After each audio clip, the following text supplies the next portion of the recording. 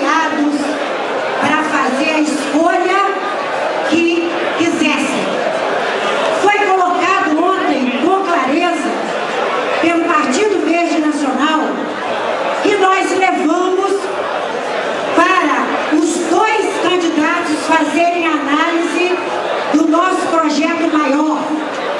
E quem mais avançou no nosso projeto foi Dilma.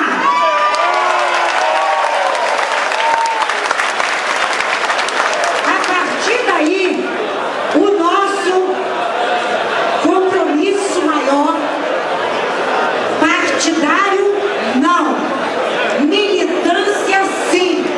Hoje, essa frente tem 15 partidos, mas toda 90% da militância do Partido Verde. Estão presentes aqui os nossos candidatos. Então, nós estamos para partir, a partir de hoje, a gente está na rua para trabalhar.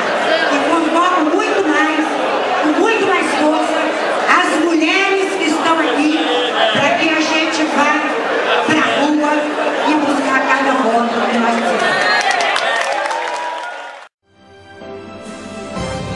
Dilma presidente, para o Brasil seguir mudando.